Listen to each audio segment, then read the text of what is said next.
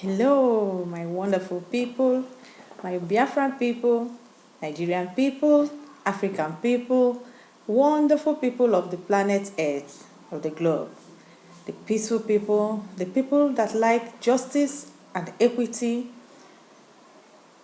I say welcome this afternoon, and may the Lord bless each and every one of you as we continue to keep safe in the time that we are in. This is M Special, a Biafran agitating for Biafran freedom, hoping that we will exit from Nigeria and live a dignified life before we exit finally from the land of the living.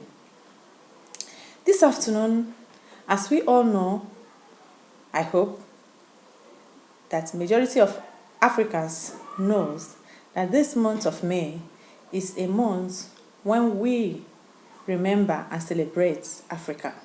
We call it African Day. Okay. May 24th is African Day. So May is a very important month as far as I'm concerned, because May 30th is also a big celebration for me as a Biafran, remembering our heroes that fell in the past and are still falling. We remember our hero of 1967 to 70, a war that my father partook on. My father was a soldier then, even as a child.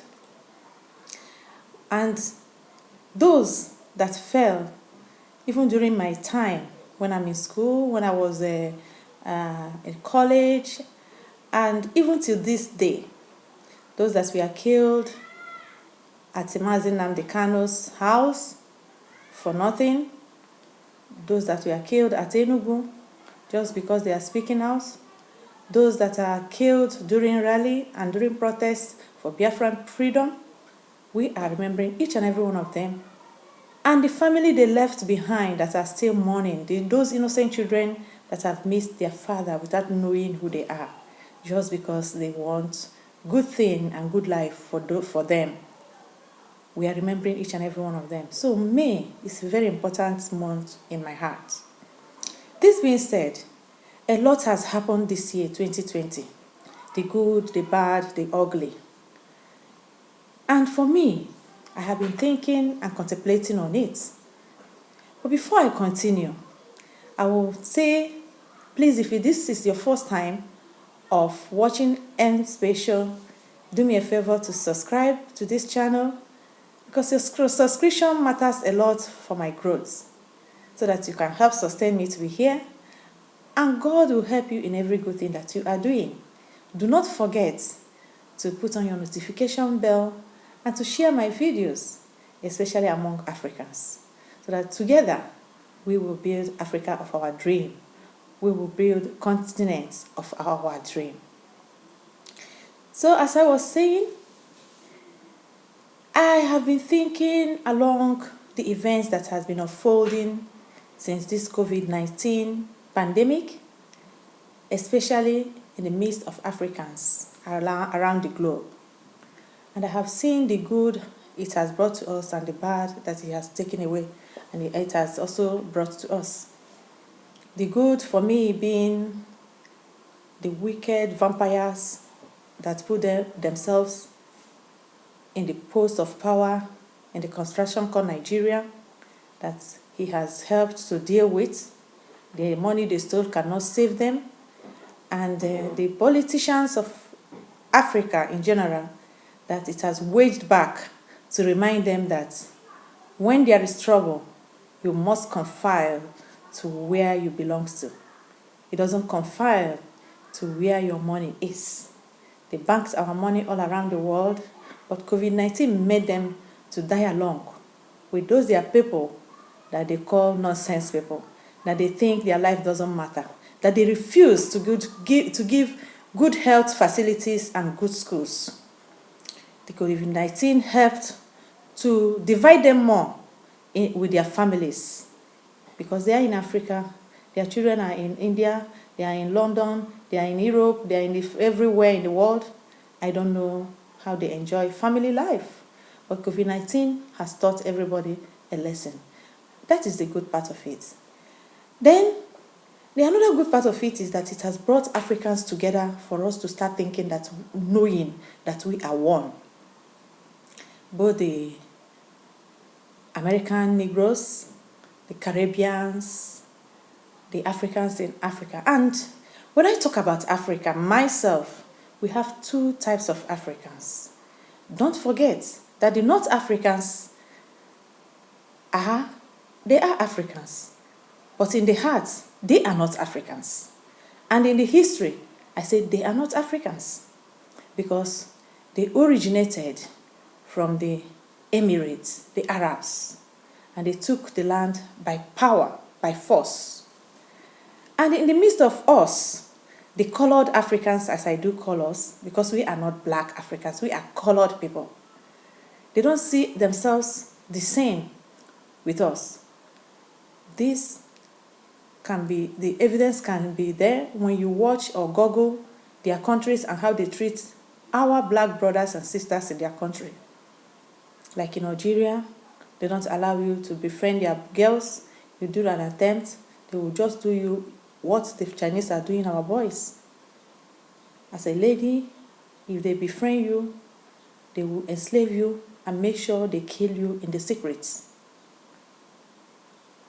We can see the horrible videos flying, how they are even feeding our people with shit and all that. And you want me to count them in? So in this video, I am making this video to keep reminding us that when we talk about Africa, we should not lose sight to know exactly the Africans that is being exploited, the Africans that is being bullied, is the Africa of my color, of your color, the Africa of colored Africans, not the Africans of white supremacy color.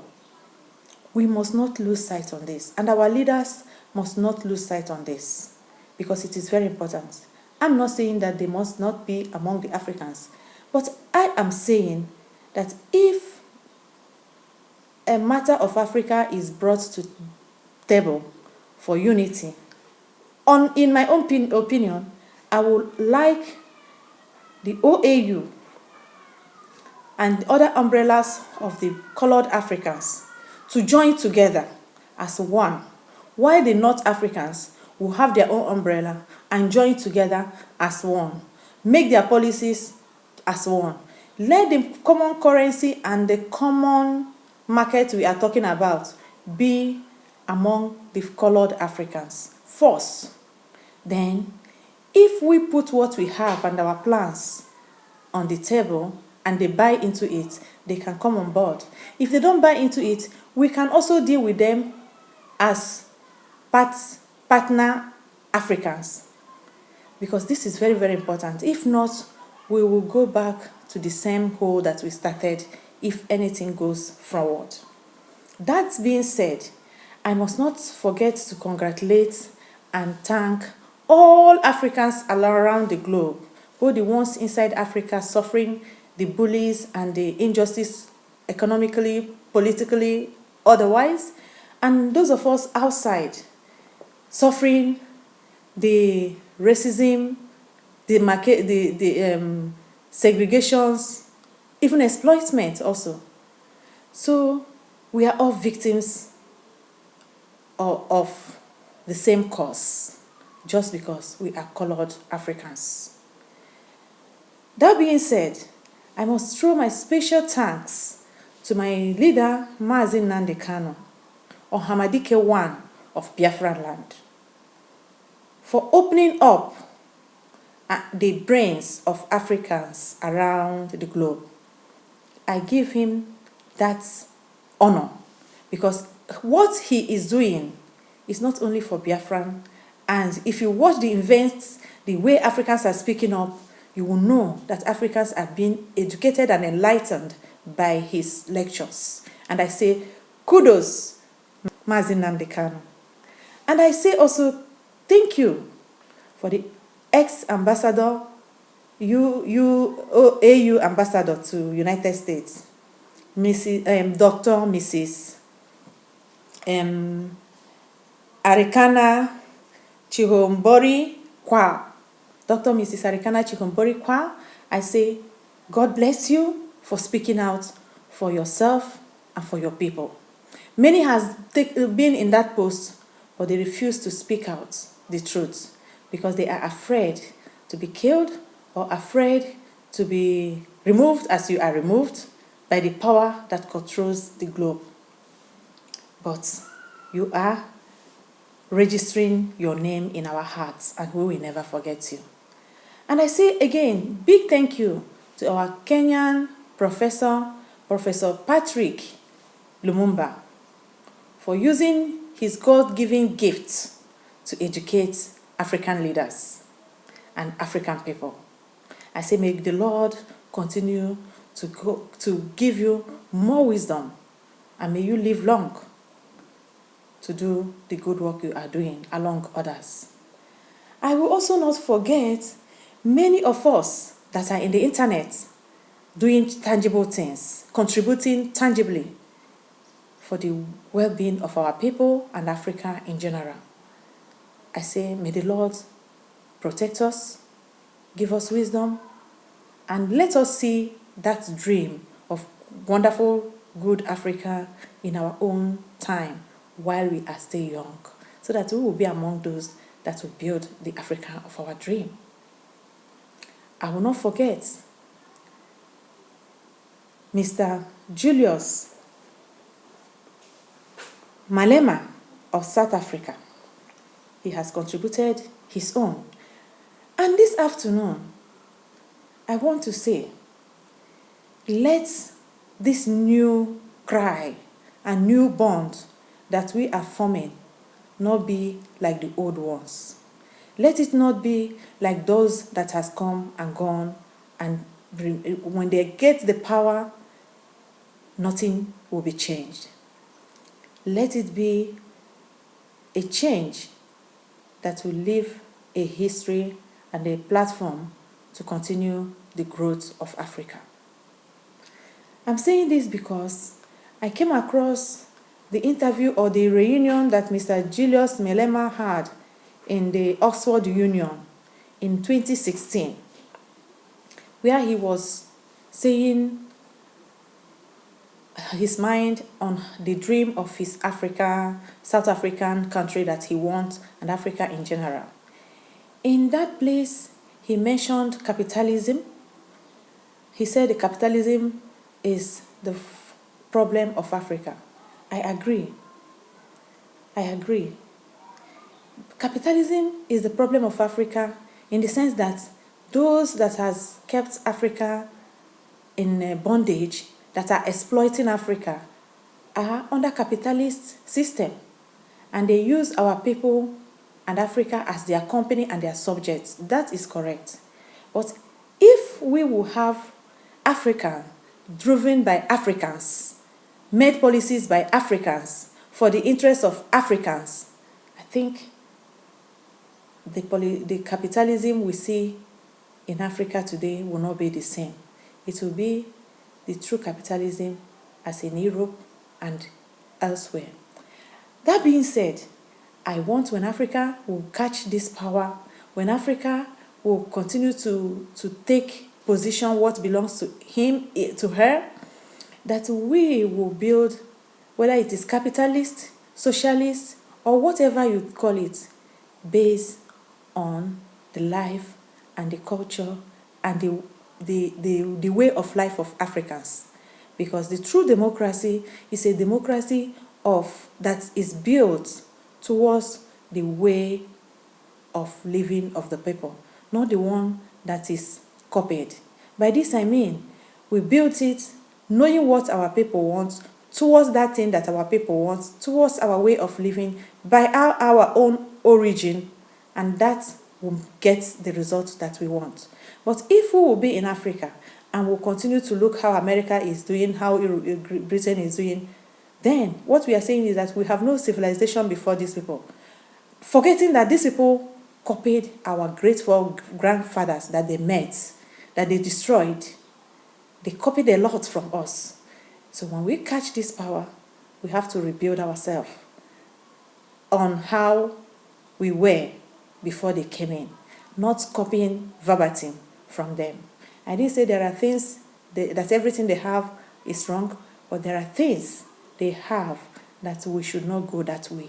Rather, we will we will do it our own way, and they will learn from us. There are lots for this West and the so-called civilized world have to learn from Africans.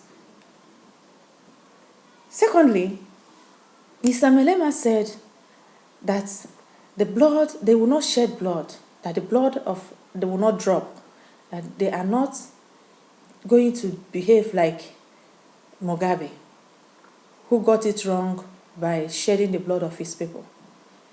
And that touched me, because this interview was conducted in 2016, and I am in 2020 today. And in 2019, a lot of my Biafran people were murdered. A lot of African people were murdered by South African people. Julius Malema did not come up to speak and condemn it immediately. He came up when everything has almost gone. With this interview of his that I watched, if actually what he was saying is from his heart, he's supposed to be the first person that will come up to condemn the killing of any African in South African country. Rather, he allowed his people to slaughter his own people if we are really one, as he said.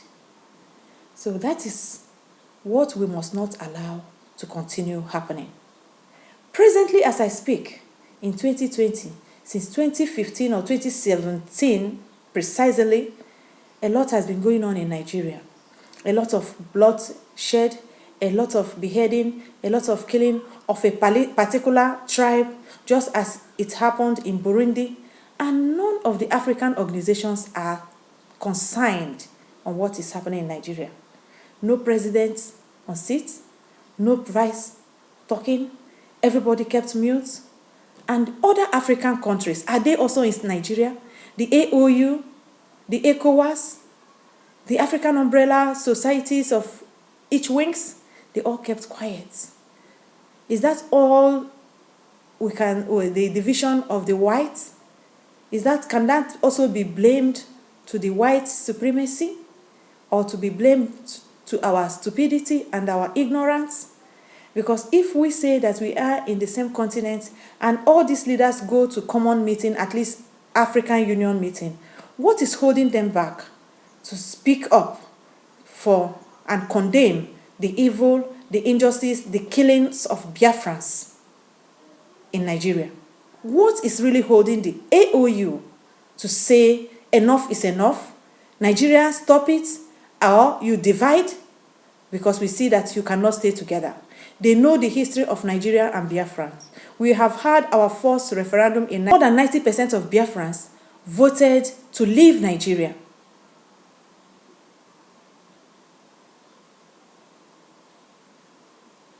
So what is the problem? Why are they holding back to speak for the truth?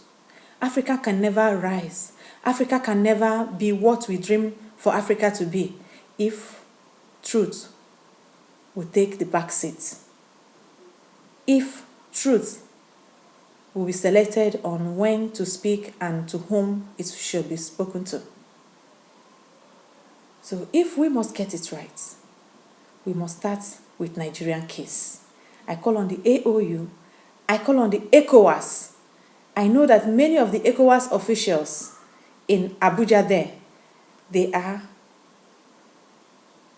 from a particular tribe in Nigeria that we always mention. I call on them to do the needful and to see that Nigeria, everybody go their way. Because the truth be told, Nigeria can never walk again. Nigeria can never walk again. And if Nigeria did not get it right by splitting, Africa will never get it right. Because the brain that will drive Africa, that will show Africa, that will lead Africa to that road of civilization that Africa needs, is being wasted inside Nigeria, in the name of Nigeria. So if any African leader or organization or unity is thinking forward about the freedom of Africa, the first step is to disintegrate Nigeria. What do you think? I will welcome your comments. Give your comment below the comment button and let me know what you think. What I said, is it correct? Or do you think there is a better way to go about it? Thank you and God bless you.